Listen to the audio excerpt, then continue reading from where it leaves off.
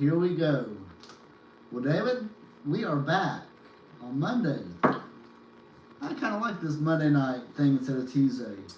Gives us in this little realm of what we're doing here is kicking off the. Yeah, and you like Friday nights too. I like Friday nights too, yep. Unless, of course, you decide not to show up or make it. Sometimes you got dates, hot dates going Oh on. man, I'm telling you what. Him, not me. So, can I see that real quick?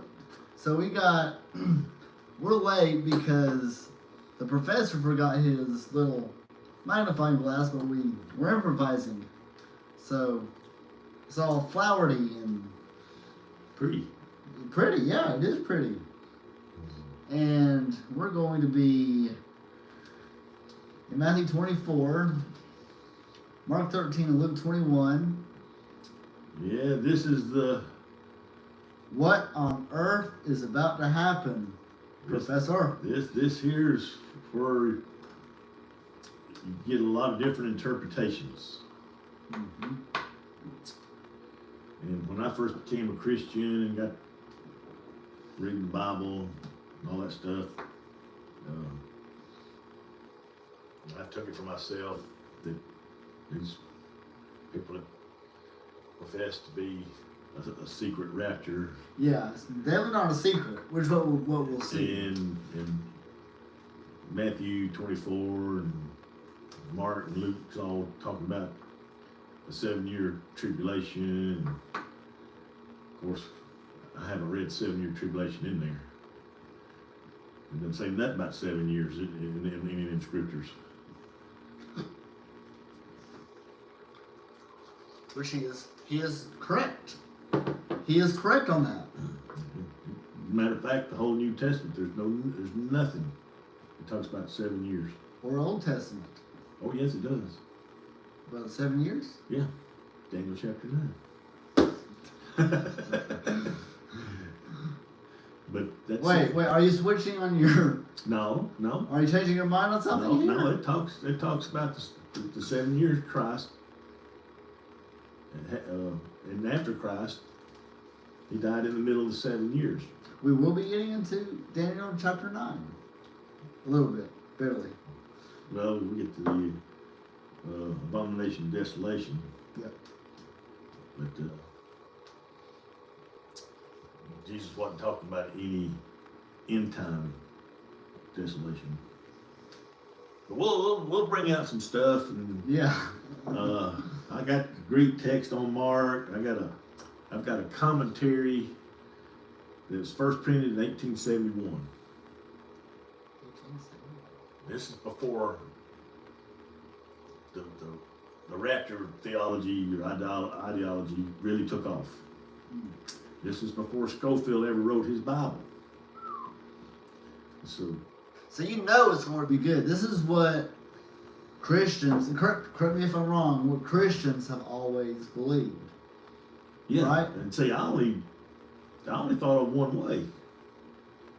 And I was watching a program one morning. Now, I will say this, that the Bible has dual meaning. Some scriptures have a twofold prophecy. Well, the thing about it is, the things that Jesus prophesies, Daniel prophesies, is to their people. Yeah. It wasn't to the Gentiles or the church. Mm-hmm. And that's where a lot of the futurist view people would disagree with. So, then I found out that there's this historical view. Yeah.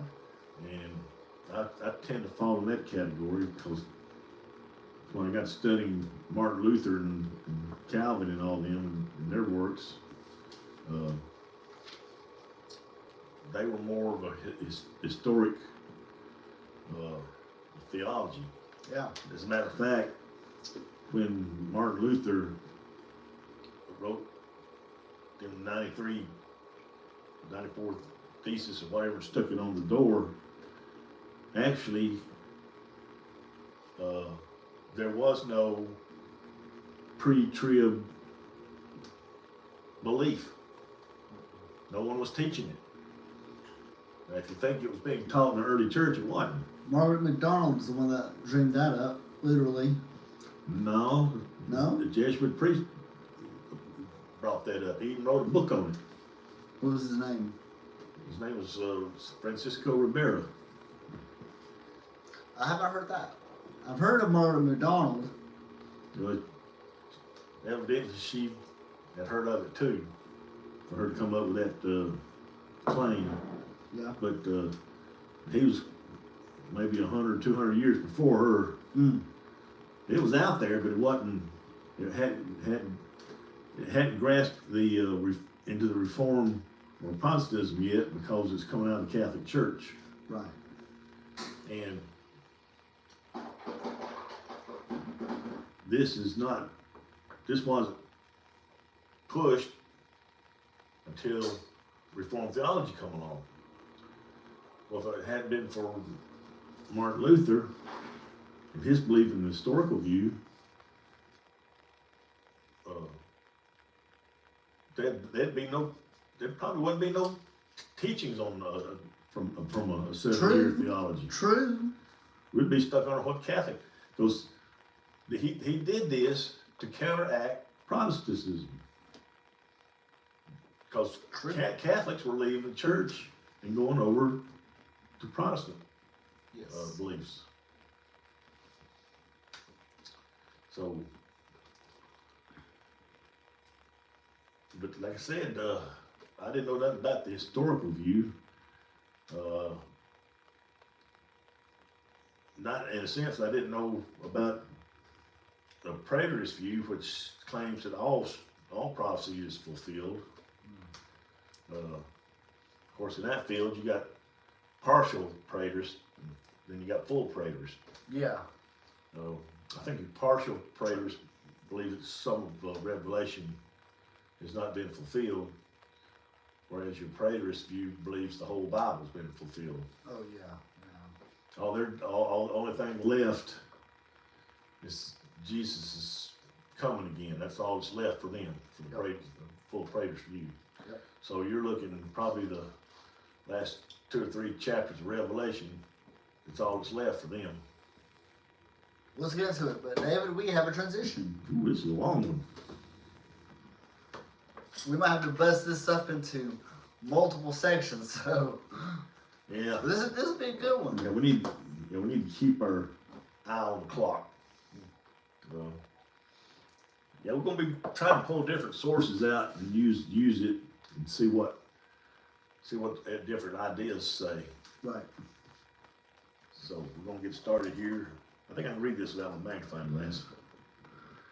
It says, Discourse while on the Mount of Olives. Now, we're still kind of, we hadn't got to, this has to be, I don't know what time during the day. Didn't we say lunchtime?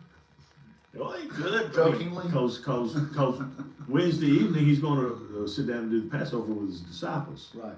But this is still Tuesday. Or maybe early Wednesday. You know, this could be even Yeah, Tuesday. true. This could be Tuesday, our Tuesday night. Right. Doing this. We are on the road to the cross. Yeah. Well, and here's the thing. Here's the thing about chapter 24. It's conditioned on the idea of what Jesus said to the Sanhedrin and the others in the previous chapter.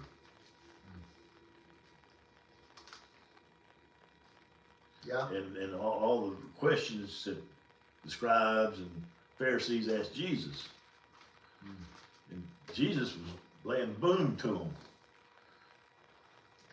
But here he's taking this over, and he's not doing this in front of a crowd. He's doing this in front of his disciples. Yeah. So Well, let's get into it. Let's get into it. I gotta give it a sip.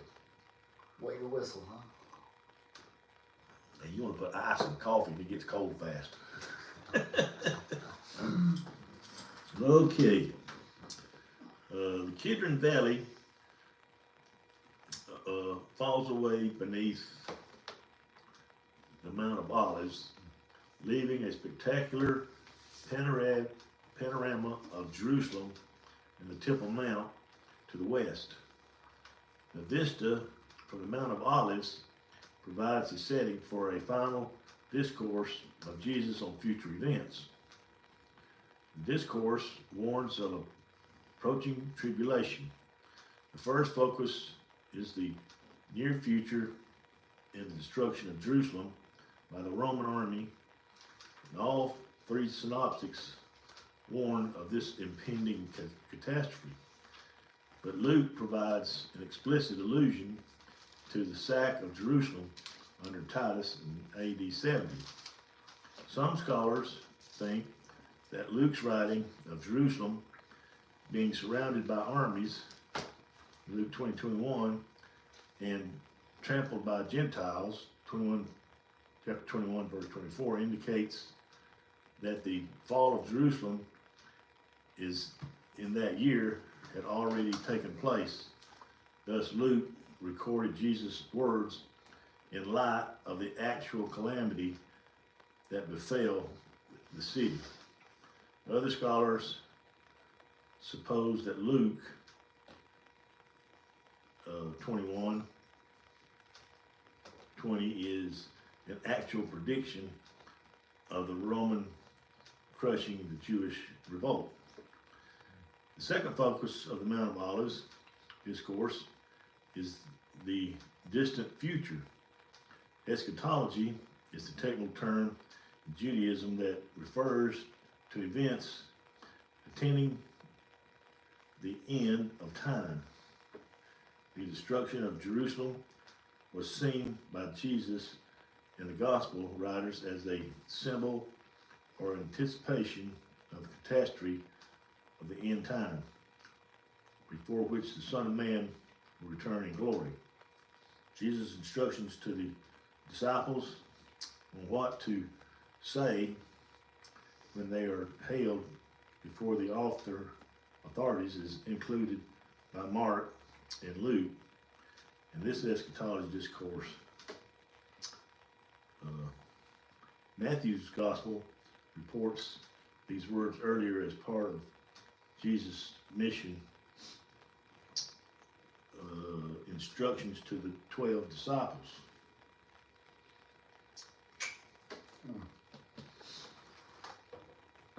Well,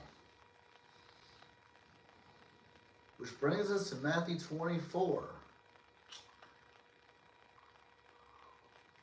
Starting in verse 1. Are we ready? We've been waiting for this for a while. So we're reading down to verse 35. Is that? Well, you're not reading the whole thing, are you? Huh? It's broken up. Oh, yeah. Verse 14 deals with the conditions for Jesus and Christ's return. Yep. Okay, Matthew 24, verse 1. Then Jesus went out and departed from the temple, and his disciples came up to him. The buildings of the temple.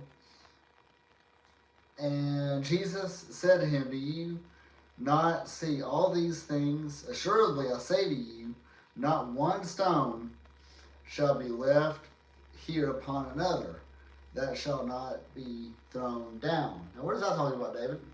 I've heard some pretty interesting theories, ideas. That's the destruction of the temple.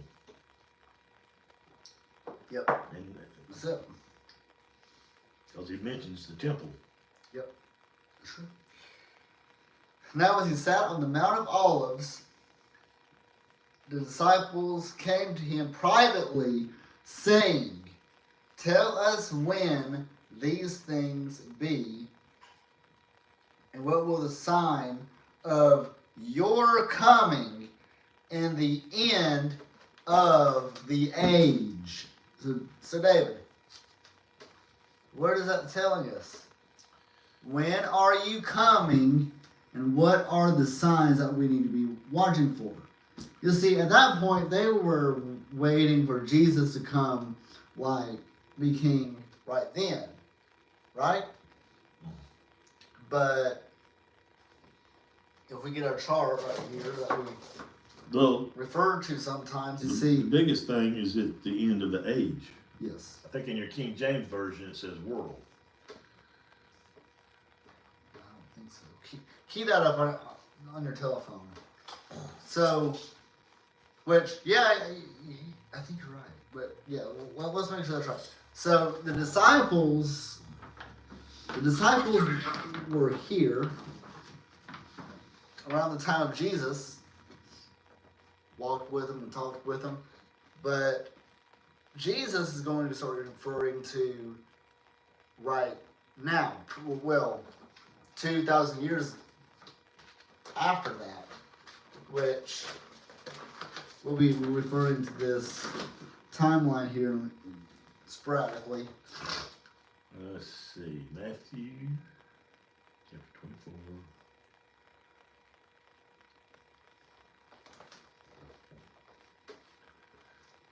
We're gonna go expand. Well, no, I need to let you get that King James version. Because that is very, very important to read and realize what are they talking about. Because they're thinking Yes, it says end of the world. end of the world. Yeah.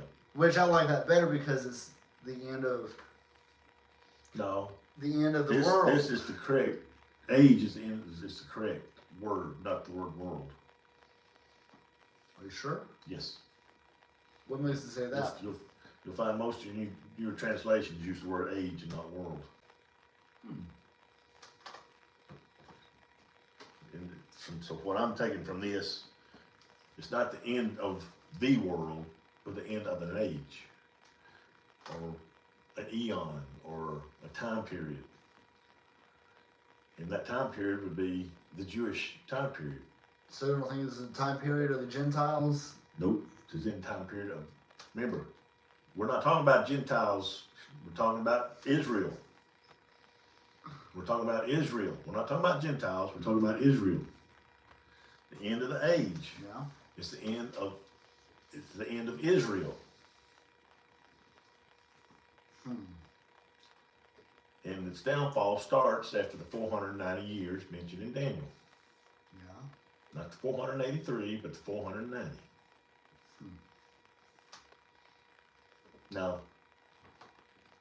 a lot of people like to think that this is the, like I said, the second coming, or his next visit. He ain't even gone. He ain't even left the first visit yet. No.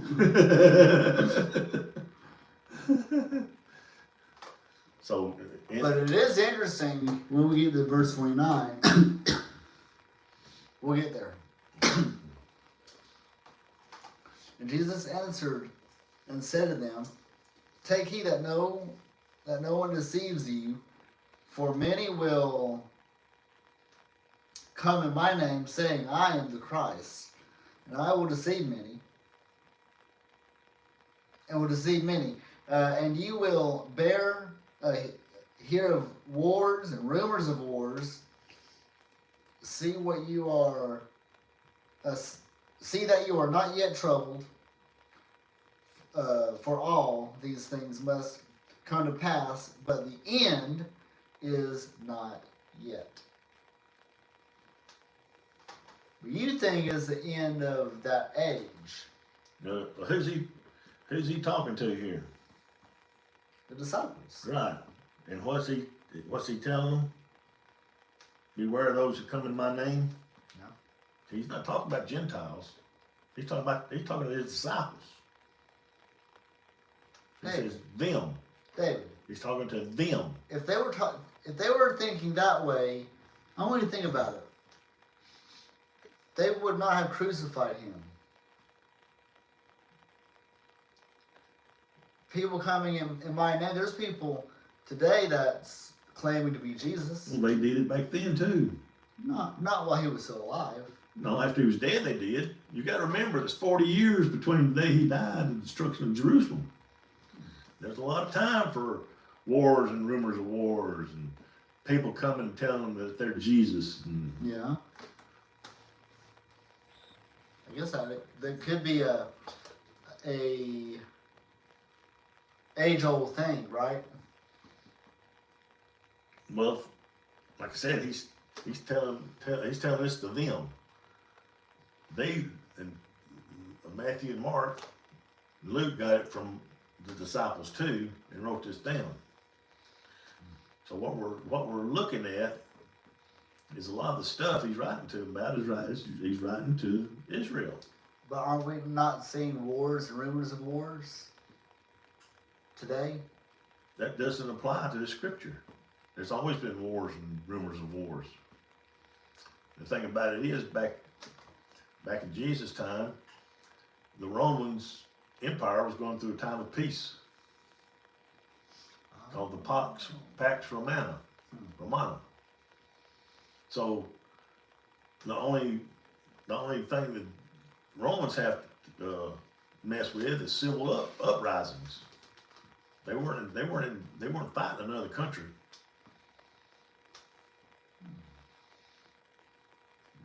You keep reading more history about Israel, you'll find out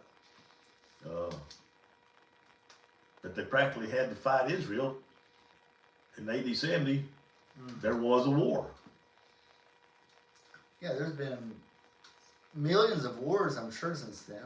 Well, they was probably they was starting with some then, because when you go and destroy a city and its temple, you're at war. Yeah. And they're fighting back. True. So you got death on both sides, and this ain't the only time that the Jews rose up against Rome. Yeah. I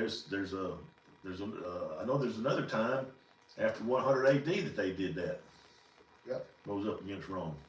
True. Let's see. Formation. Yeah. See that you are not troubled, for all these things must come to pass, but the end is not yet.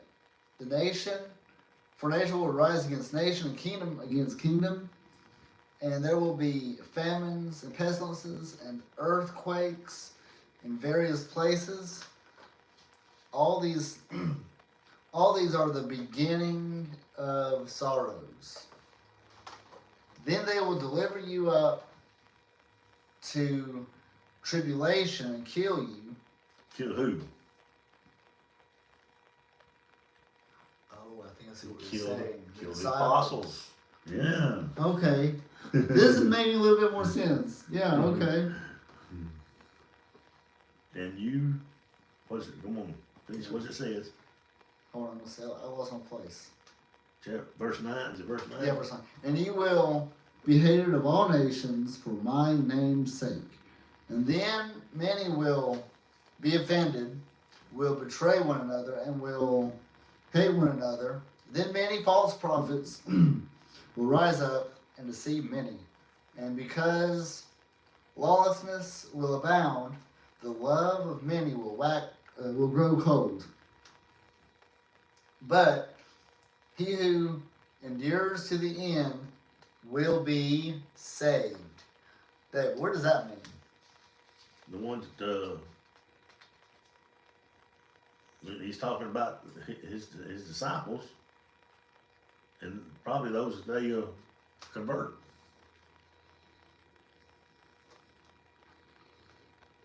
Now, I've heard it this way, that applies to us. We have to endure to the end to be saved. The end of what? 7 years? No, end of life, I guess. No, a lot of your pre-tribs will say that you'd have to endure this to 7 years. Yeah. And because lawlessness will abound, and the love of many will wax cold, but he who endures to the end will be saved. Yeah, okay. And this gospel of the kingdom will will be preached in all the world as a witness to all nations, and then the end will come. So, David, all the nations have not been reached by the gospel yet. Back then it was. Back then, Yeah. are you sure? That's what you're talking about. You're talking about back then. And the thing about here too, like I said, we're getting into the destruction of Jerusalem. So the ones that endure through the destruction will be saved. And you got to remember. Back then, Yes, but you got to remember. What was Paul doing between the time when Paul was executed in around 50-something AD? So what was he doing to other nations? persecuting. No. No?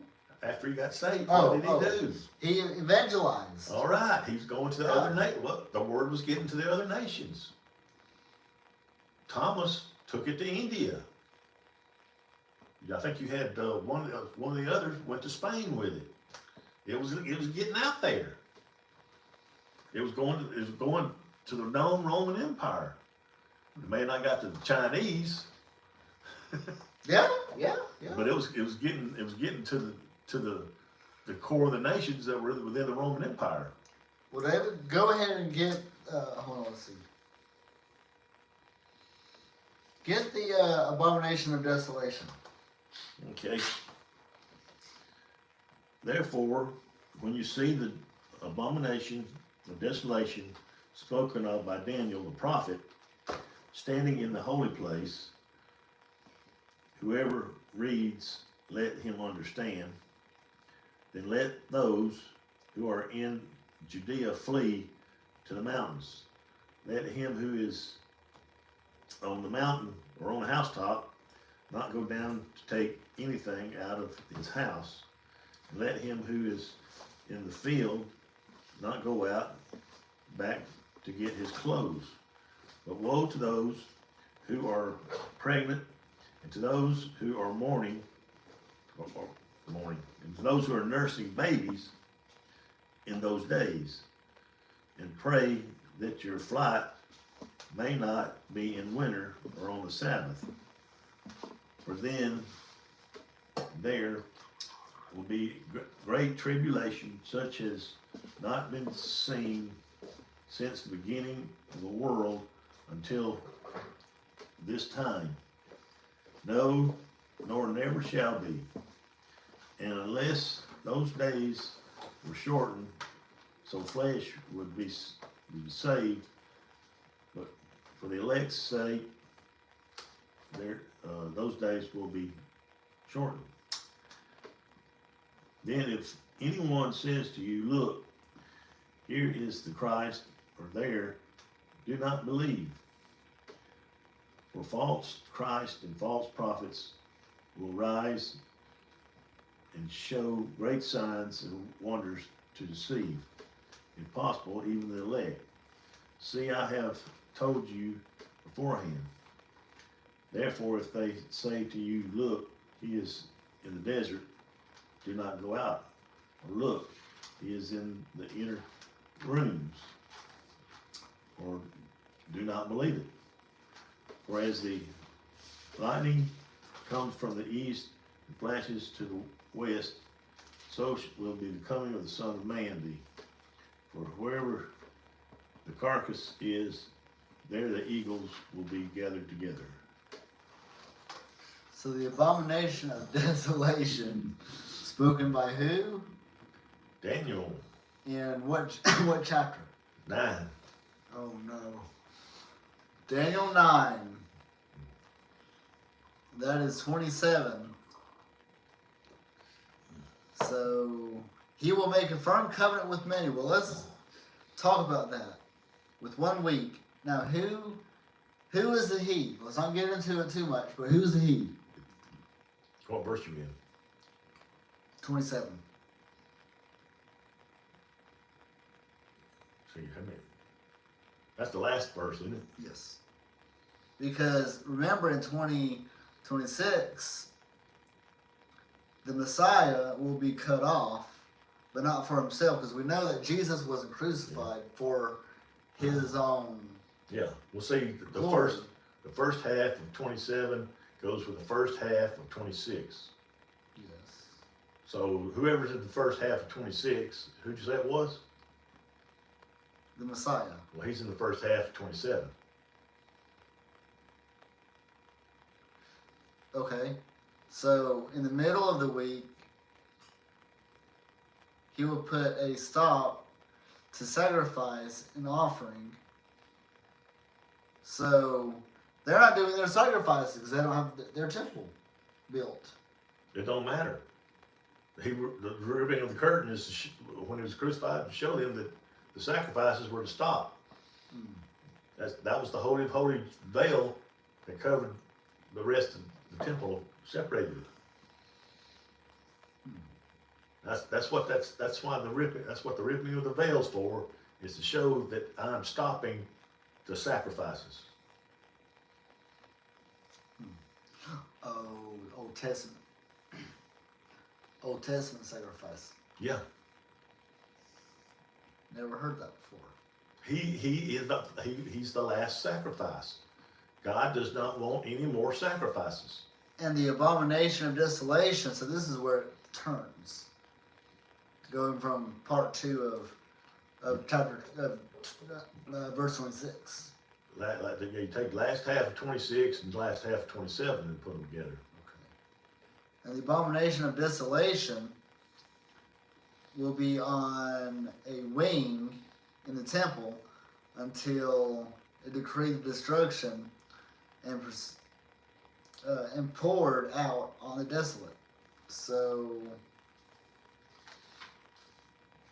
Guess who's that doing, makes sense. But guess who's doing the abomination? The Roman army. They're going in there tearing it down. They're going into the holies of holies. They're carrying their insignias in. Matter of fact, like you said, right, this verse here, for wherever the carcass is, there the eagles will be gathered together. Do you know what Rome's insignia was? They carried it around on a pole. eagle. It was an eagle. Okay. Verse 29. We getting anywhere? Yeah. I've learned a few things. Well, see, there's actually, there's more to it. It tells you if you're in a field, don't go back. Yeah. If you're on the housetop, get out. Don't take nothing with you. Yeah. Talks about your. Here's another fig tree parable too. Well, and it talks about women who are pregnant and those who are nursing babies in those days. You'd have to go to Josephus to see what that means. And you have to go. I think it's in Luke 23. The book of Josephus. Yeah, he wrote what happened to what was going on. He wrote the history on the destruction of Jerusalem. He was there. Kind of like the Maccabees. For Daniel. No, he didn't. He didn't write anything that went in the Bible. He was a historian. He wrote the history about what happened to Jerusalem. You can go on YouTube and see how the Romans took it down. Yeah. I mean, that's amazing. Them Jews, they fought back. I mean, they didn't go. They went down fighting. But the thing is, you had a wall within the city, and then you had the temple walls. It was just hard for them Romans to get in there. It took them a while. Yeah. Okay, 29. Immediately after the tribulation, Of those days, the sun will be darkened, and the moon will not give its light, and the stars will fall from heaven, and the powers of the heavens will be shaken. So, what is that referring to? Well, this is after all that, I guess, when the dust clears, if you can see. Ain't no telling I don't know about battles back then, but this is my opinion. Is that when you're knocking down and destroying things, it makes a cloud of dust and smoke, and it blocks out the sun.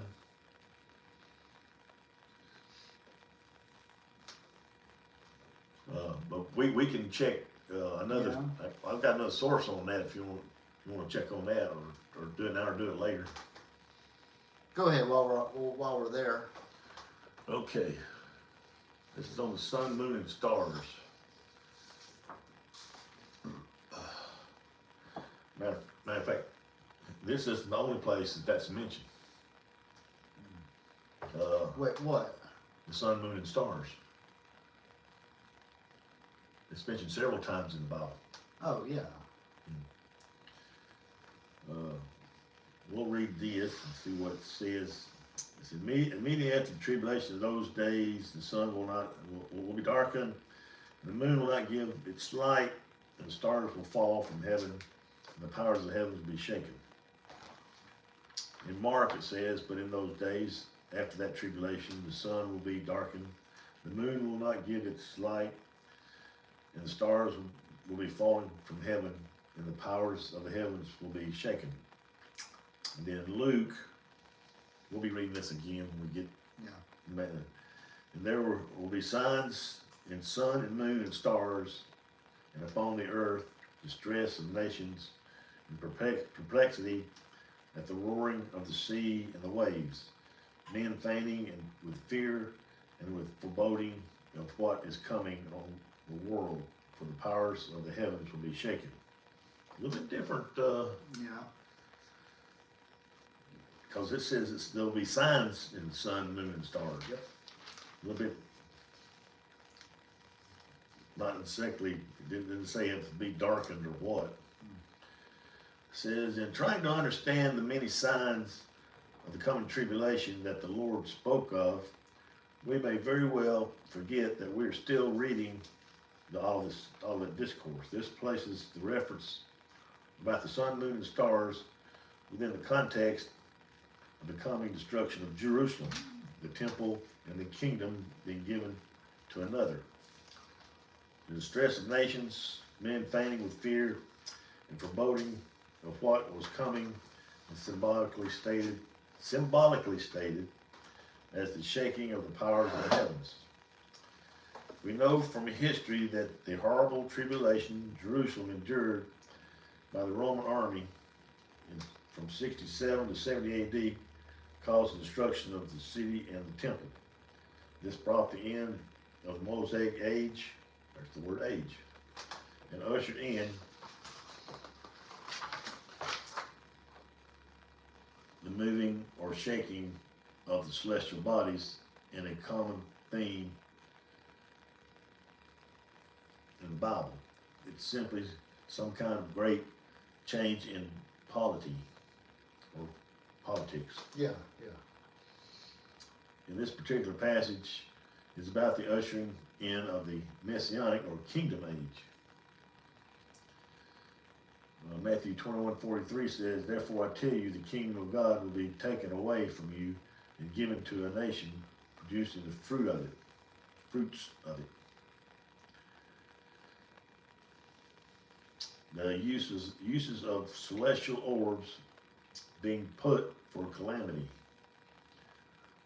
Joseph's dream encompassing the sun, moon, and the stars in Genesis 37:9-11 represent a change in the administration of the family. If you remember this, he told his brothers, and the brothers told his father that they would be bowed down to him out of that dream. And this ended up him being sent to Egypt. Yeah.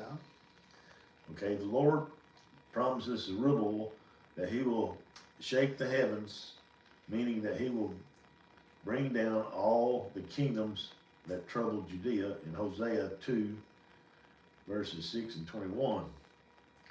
The description of the fall of the Babylonian Empire in Isaiah 13:10 uses almost exactly the same words. Stars do not give their light, the sun becomes dark, and the moon will not be lit. King Nebuchadnezzar of Babylon is told that Venus is fallen. The star that the Babylonians believed to be a portent of the king's health and power will be taken down by the one true God. Isaiah 14:21. The theme of the sun, moon, and stars continues in the Lamentations over the demise of Pharaoh in Ezekiel 32:7 and Amos 8:9. These verses clearly indicate that a change in the sun, moon, and stars represent political change and not some astrological event. So, actually, this is kind of symbolic. Okay. Which makes sense because it's in Revelation too, but keep going, because Yeah, we talked about the woman standing on the moon, there's 12 stars around it. Yeah, but keep going. Sir Isaac Newton writes of the use of the celestial orbs in prophetic language. In the heavens, the sun and moon are by interpreters of dreams put for the persons of kings and queens, but in the sacred prophecy, which regards not single persons, the sun is put for the whole species of race of kings in the kingdom or kingdoms of the world polity, shining with regal power and glory. The moon for the body of the common people, considered as the king's wife. The stars for subordinate prince and great men, or for bishops and rulers of the people of God. When the sun is Christ, that's S-U-N, light for the glory, truth, and knowledge, wherewith great and good men shine and illuminate others.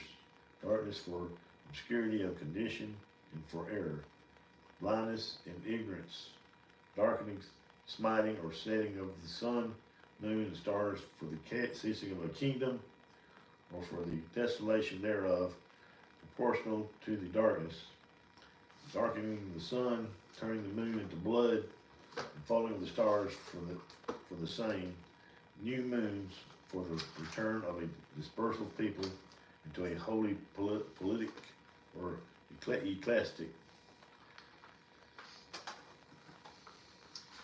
It's going on over to the day of Pentecost, or Shabbat. Let's see what happens on the day of Pentecost. This says, Joel's use of the sun, moon, and stars are exactly the same events that Peter spoke of when he used the imagery as well. Joel even tells us that there will be those who escape and those who survive.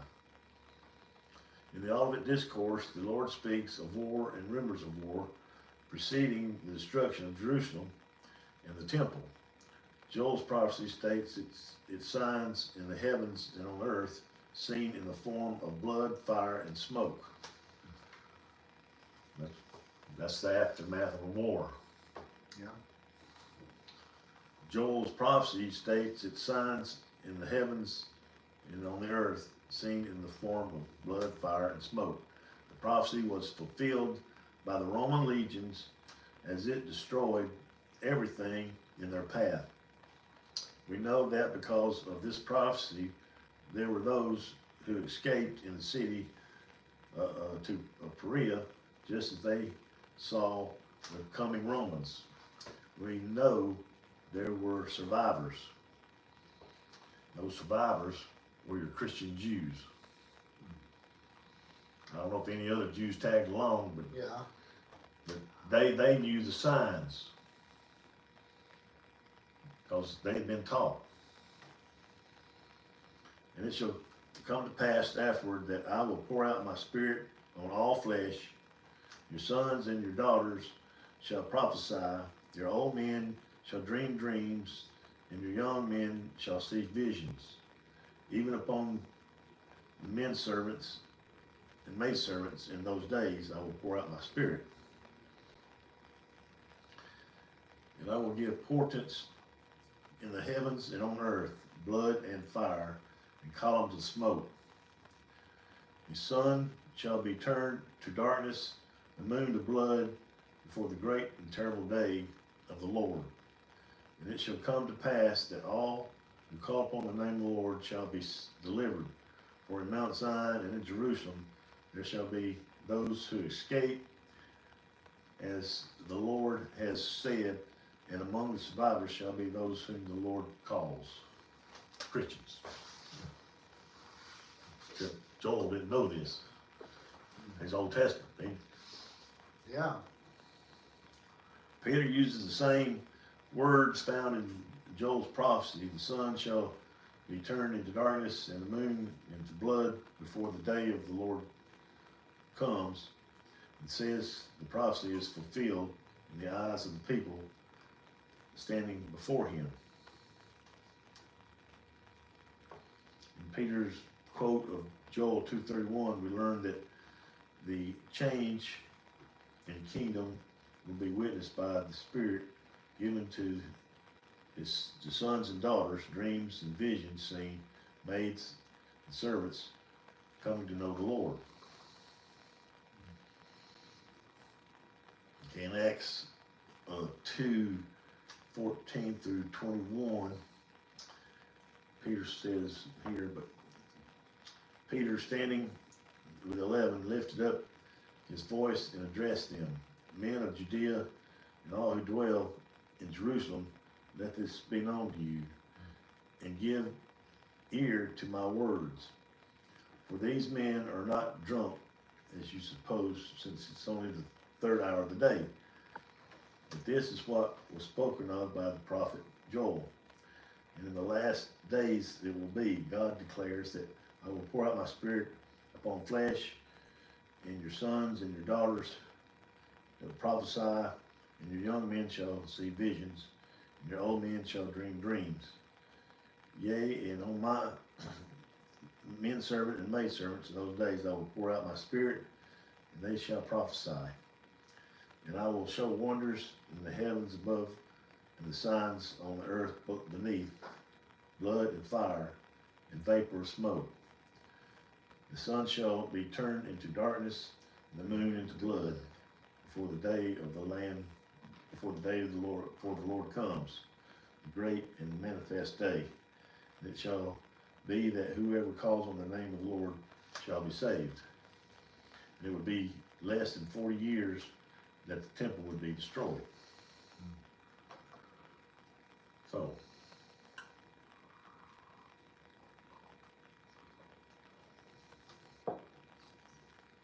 So actually, the scripture says, I think this is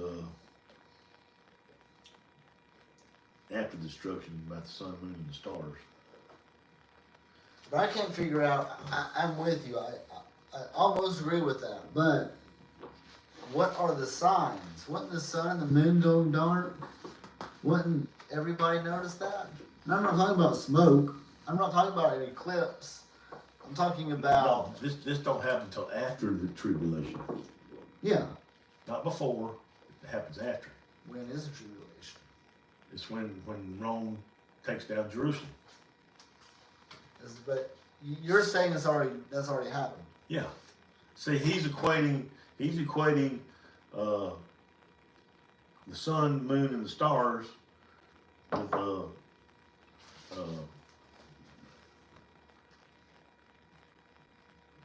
But it can't be symbolic. yes, it is. It can't be. It's not actual sun, moon, and stars. It has to be. No. Hold on, wait. Remember What season are we on now? Remember what Joel said. Joel calls the sun, moon, and the stars. See, where did I read that?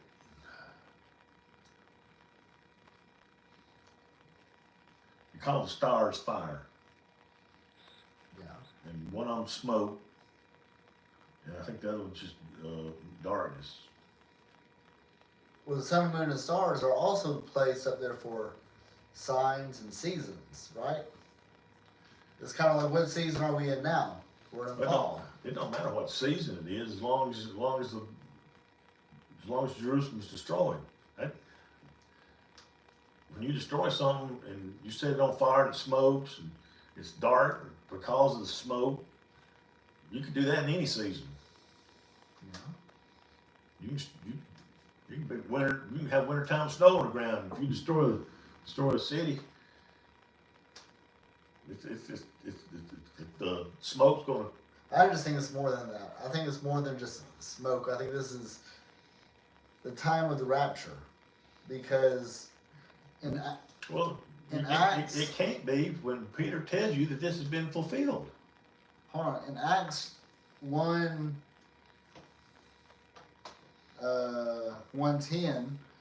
while he was going up in the cloud, they were gazing into heaven, and suddenly 2 men in white apparel stood by them. They said, "Men of Galilee, why do you stand looking up into heaven? The same Jesus who has been taken from you into heaven will so come in like manner."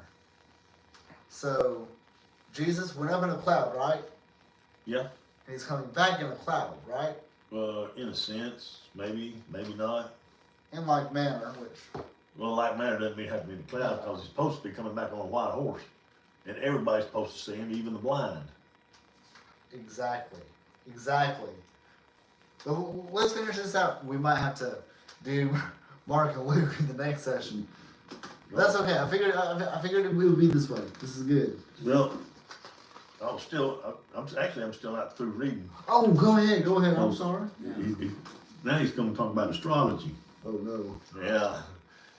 It has become the fashion among many preachers to take eclipses as a sort of sign of the beginning of the Great Tribulation, because of the misinterpretation of Matthew 24 as being future.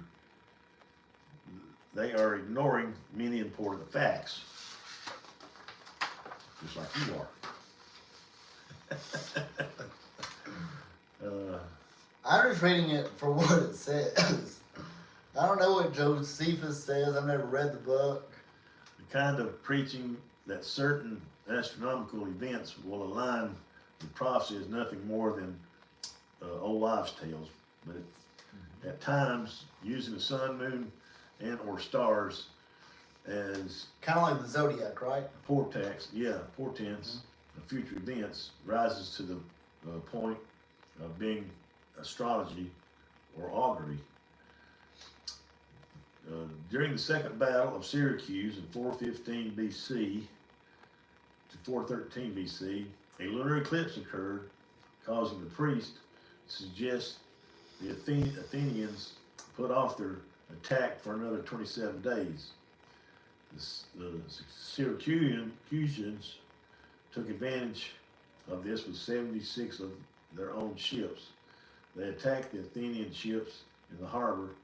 86 ships were destroyed, and the Athenians were defeated. See, I believe in an old wives' tale. Just before the Battle of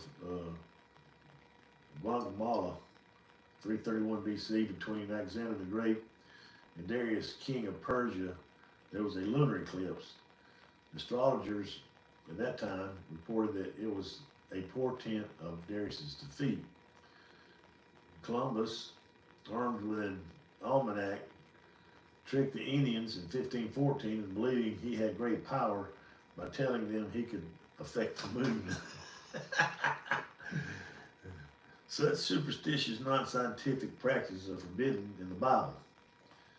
and those who practice such deceptions are to be eliminated.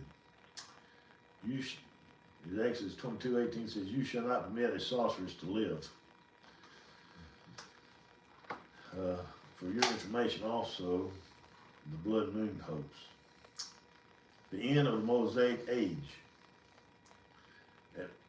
As Paul explains, the kingdom of Judea must pass away in order for the Gentiles to come into the kingdom. And the fall of Jewish polity must precede the momentous ushering in of the age to come. This passage was never meant to be used to indicate a future literal heavenly catastrophe. From Matthew chapter 21 to here, the subject is the destruction and the fall of the Jewish kingdom. Most emphatically, it is about the completion of redemption in Messiah for all who will believe, to be lived out in the Messianic kingdom. This is one of the greatest religious political shifts in all of history.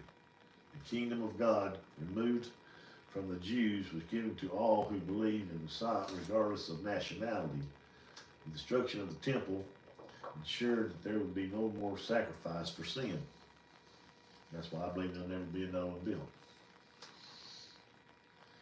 Romans 11, chapter 11, 11 through 15. So I asked, have they, Jews, stumbled so as to fall?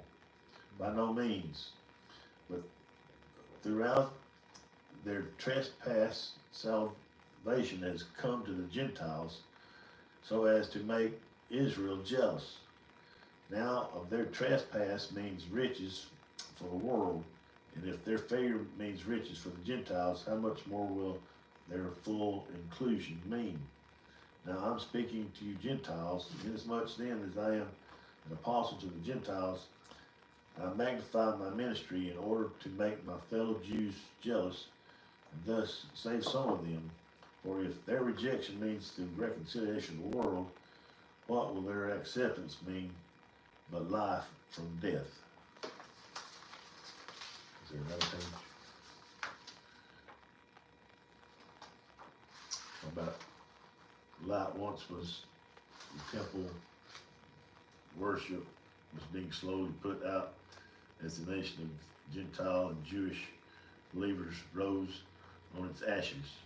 No more sacrifice. The light was now in the souls of believers, wherever and whoever they were.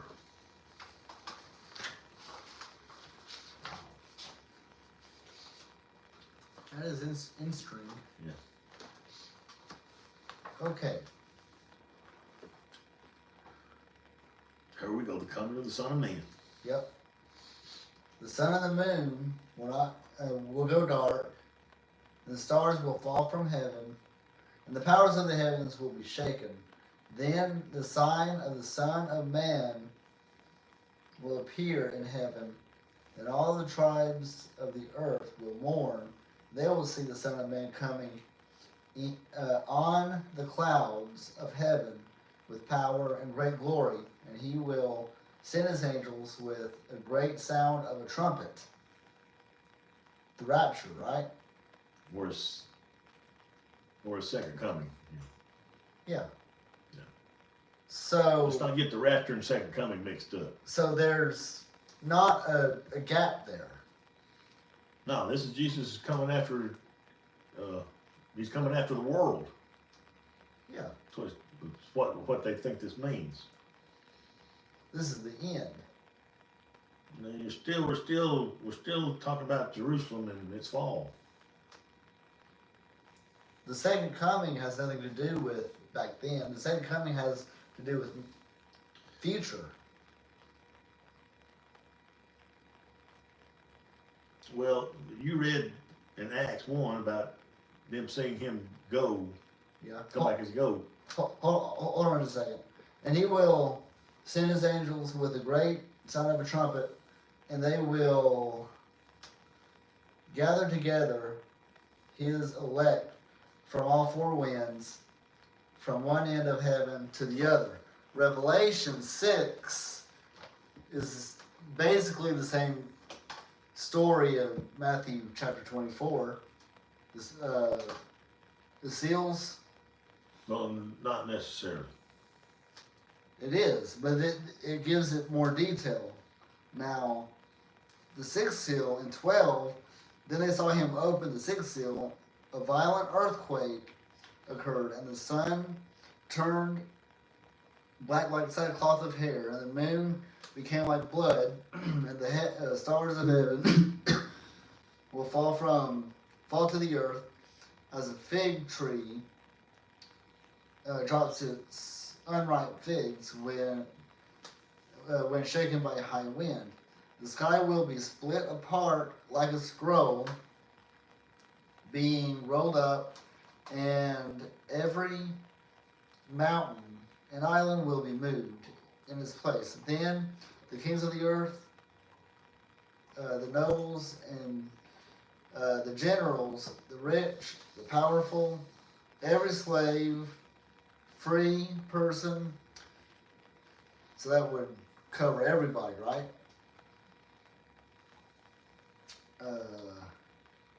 Will cry out and want the rocks from the mountains to fall on them. And they will, and they said to the mountains and the rocks, fall on us from the face of one seated on the throne, from the wrath of the Lamb, because the great day of their wrath has come, and who is able to stand? So that's his coming. Well, Now, I have heard some other. that could be the fall of Jerusalem there. Not in Revelation, Why not? because that deals with Go read. future. Go to you got your. Go to Luke 23.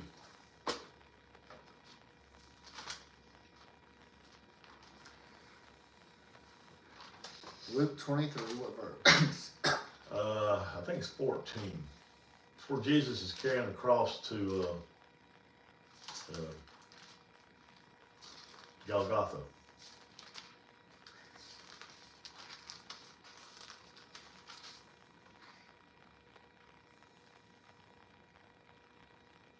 Jesus or Barabbas.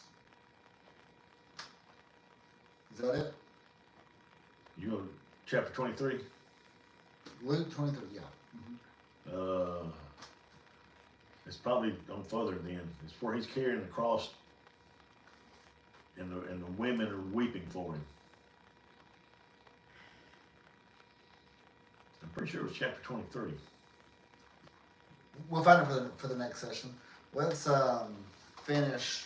I'll keep that open right there, so I don't lose my place. So, okay. Here we are with that fig tree.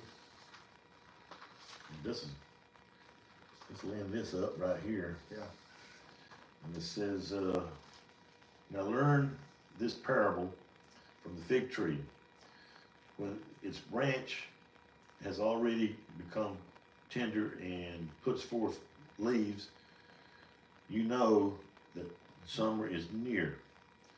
So you also, when you see all these things, know that it is near, at the door.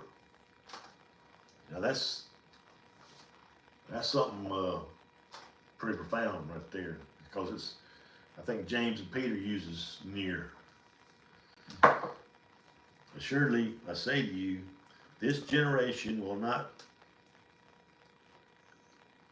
by no means pass away till all these things takes place. Heaven and earth will pass away, but my words will not no means pass away. Now here you are, you're stuck on this generation. Yep. Who's this generation? The time of the Gentiles, I would think. No, he said this generation. He didn't say future generation. Well, this Or generation. that generation. Of that day. Well, I guess so. He's talking about Jews. The ones that were living right then. So if that's the case, everything he said before that, even the coming of the Son of Man, if this is supposed to be seen by this generation, then that belongs to that generation. So we missed the rapture then, is what you're saying. No. Or we missed the No, the coming. this is for the Jews. This is not for us. We ain't missed nothing. We ain't missed the second coming. But that's what it says. It's as But clear as it's as clear as the nose on my face. He's Or on Zeke's face. he's coming. He's coming to take care of the ones that believe. That's what he's saying. Yeah. But so if you get to this point and he tells you that this generation will see all this, he's not talking about a future generation, he's talking about this generation. And this generation belongs to the Jews. He's talking about a Jewish generation. He ain't talking about the generation like my grandson. That's a different generation. He ain't talking about that. If he said, if I was included in this, that would mean me. But this generation he's talking about is the ones living at the time of Jesus' crucifixion. I don't know. You know how long a Jewish generation is? How long? 40 years. And Jesus was crucified in 30 AD.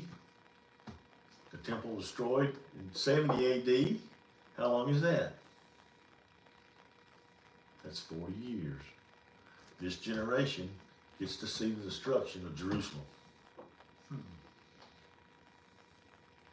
If anything, that's the key to everything we read just above it. Anybody that's has a futurist view has trouble with that scripture right there. They will try to tell you that is not a Jewish people, but it's a generations to come. But if that was the case, the word "this" would not be put in front of generation. I do some more research on that. Different translations. Because that is in string. So do we need to take a break? I think so. And we'll be in Mark here in just a minute. No, we need to save Mark for last, because I've got. So we'll do Luke then. We'll do Luke, because I could get into Mark and get more detail. I've got a commentary on Mark, and I've got the Greek text on Mark. Now, when we get into Mark, I have a commentary that was first published in 1871, not by this country. It is from England, and the guy's English, and the other guy's Scottish. And this commentary has no copyright, so that's why I know it wasn't printed in this country. And this is pre-Schofield. This before Schofield wrote and he took Darby's material out of Darby's Bible and used it in his for a pre-trib rapture. That's how it got into this country, because of Schofield. Or he made it more popular. Some people don't know it, but a pre-trib rapture was never taught in this country until after the Civil War. Yeah. So what were they teaching in prophecy before the Civil War? All the way back to the time Columbus discovered America. I don't know. They couldn't have been teaching a pre-trib. They had to be teaching a second coming, period. No 7 years. They were not teaching us 7 years. They didn't get here till after the Civil War. So You're over my head when it comes to that stuff. that's the thing about it is that you can read the Bible. I'm not saying you're wrong. You're just over my head. Well, that's the thing is, you Where does it say gotta look at history along with the Bible.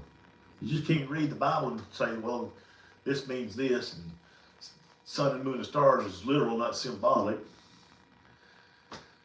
But if you do a little history along with it, you can see how things that fits right in with it, with the Bible. And the destruction of Jerusalem is history. And it's more detailed by Josephus in his book. Yeah. That's why, you're talking about rock, they're asking rocks to fall on the head. I was trying to find where Jesus is carrying his cross. Well,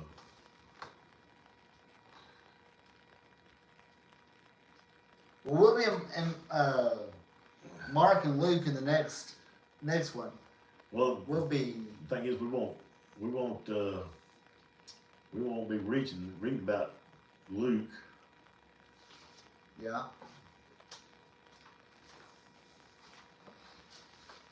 I need to find a red.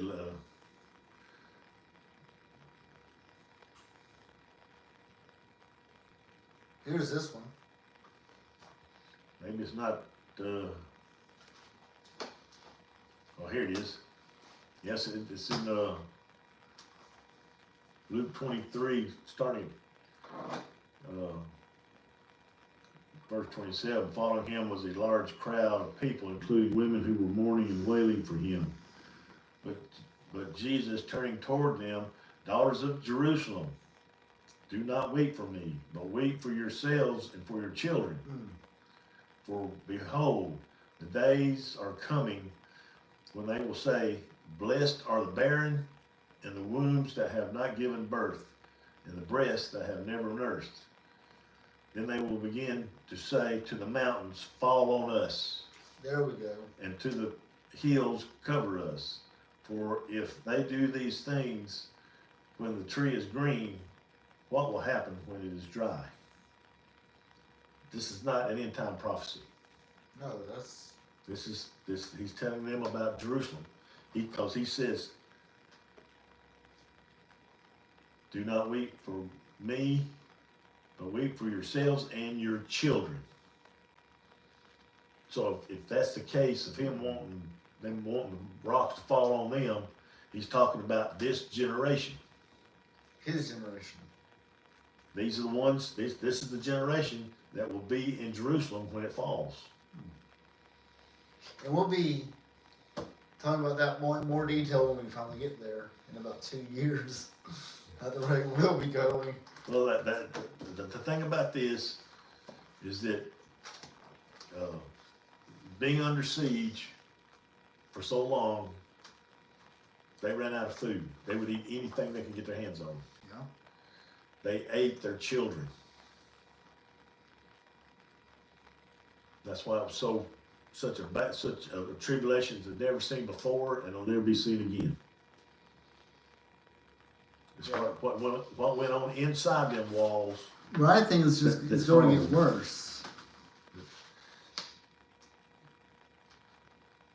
Well, I don't know if that'll ever happen. Getting worse than what that happened then, because Jesus said nothing like that worse will ever happen again. And he's talking about the Jews. Now the only thing that could have been worse is when the Germans killed about 6 million of them. But I don't think they killed the babies though. Yeah. Well, we'll be right back. We'll be doing Luke, baby Mark next.